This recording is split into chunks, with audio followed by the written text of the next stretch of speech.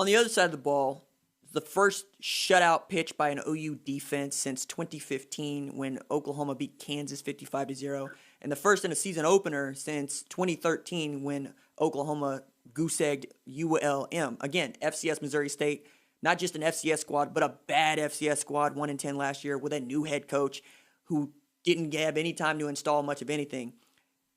That said, seeing the goose egg at the end of the game is a big deal to me because that means, one, you got enough depth to keep up with FCS Missouri State, which you should, and two, your kids were engaged enough to feel prideful enough to not let Bobby Petrino's offense do much of anything. I mean, they gave up 135 yards total all day as Grinch basically threw everybody in there that he could. Like during the during the pregame, we looked at the 2 deep and saw that there are basically 19 dudes that weren't out in warm-ups, and we didn't see everybody that OU had to offer.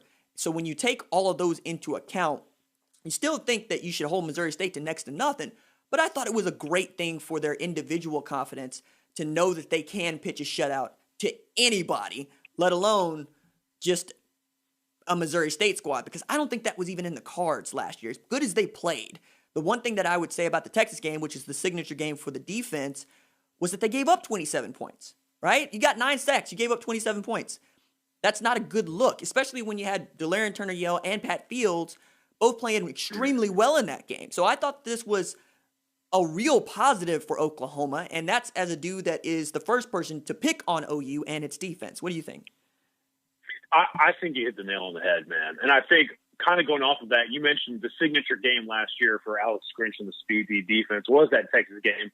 And not only did they give up 27 points, they kind of failed to close that one out. I mean, it got a little close as we creeped into the third and fourth quarter. And I think a lot of people were sitting there wondering, are they going to actually be able to hang on and make sure that this effort doesn't go to waste?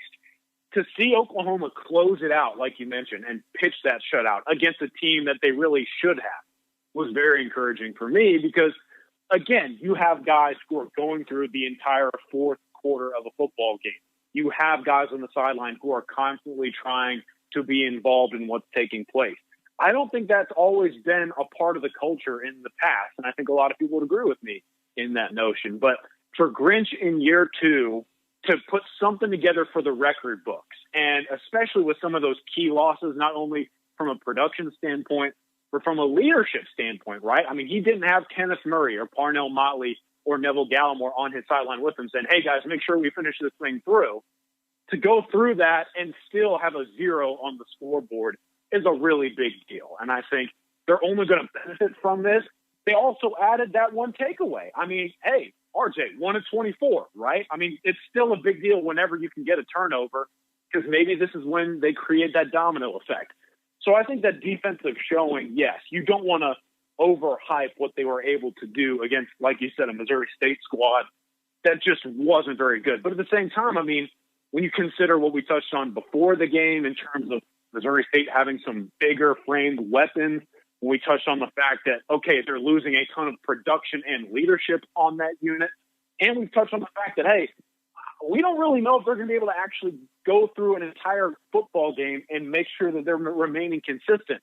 To see some of those questions answered, I was very pleased to see what Grinch did in that game against Missouri State. And I think there are some actual things you can take away from the film and from the game result and continue to apply it moving forward.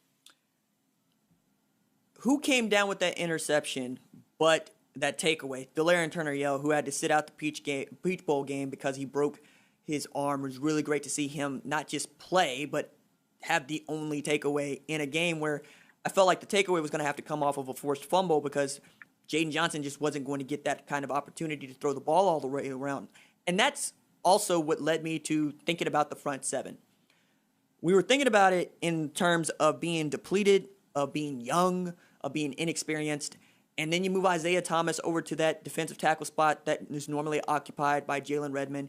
We see Brian Asamoah playing the will linebacker position, the same position that Kenneth Murray Jr. played last year, and leads the team in tackles. So we're seeing a pretty interesting but predictable move from Grinch in this way that his middle linebackers are 2 different kinds of people, right? Deshaun White is actually cerebral, and he is going to be responsible for playing to the strong side. Will linebacker, weak side linebacker, is going to get to rock and fire because that's what Brian Asamoah got to do. He saw a trigger, and he moved. Like, he saw it, he went to it. He saw it, he went to it. And he was sure as a tackler in a way that he wasn't last year. And the last thing that I thought was really great about what Brian Asamoah did was he didn't miss his reads, right? He didn't misread where the play was going. He fit. That was something he couldn't do last year. And I was really starting to doubt whether or not he was going to pick it up. And it seems like he's not only picked it up, but he might be Oklahoma's best tackler this year, not named Delarian Turner-Yell or Patrick Fields. I'm really glad you brought some of those guys up because, to me, all 3 or 4 of them were kind of the impact players defensively that I took away from with some really good performances. I think Delarian Turner-Yell kind of got that reputation as a box safety last season, and I get it. I mean, the guy is a very sure tackler.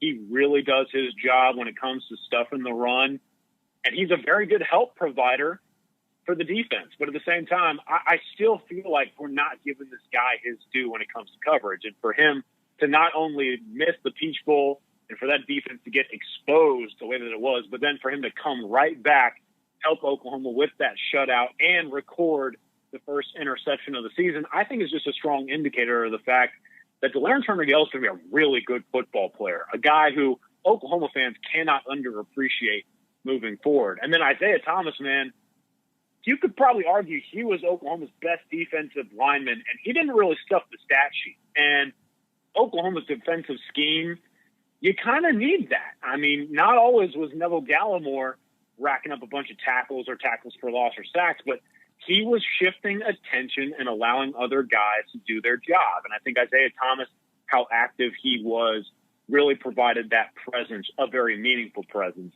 And Brian Asamoah, man, we had heard the entire summer just how good this guy was in camp. He's active, he's quick, he's athletic. You knew that from his high school stuff coming in as a running back in high school, but at the same time, for him to apply that in the defensive standpoint, you got a dude that can fly around. And I think when you lose a guy like Kenneth Murray, who could go sideline to sideline in the blink of an eye, to have a guy like Asamoah who could potentially do something similar, Oklahoma's really starting to find ways to replace some of those key figures that it lost from a season ago. And you really have to be encouraged by what has been shown so far. No, I'm with you on that. And I would add getting to see David Ugwebu at that middle linebacker position was good. Seeing John Michael Terry healthy was good. Nick Benito also had some things that he did well. If anything, I just wanted to see the corners get tested just a little bit. Specifically, Jaden Davis, right? But, whatever. Fine. We'll take it, and we'll go from there because you get a bye week that is the earliest that I can remember into a season for a good reason. And you also are 1-0 when the rest of this league, save Texas Tech, ain't.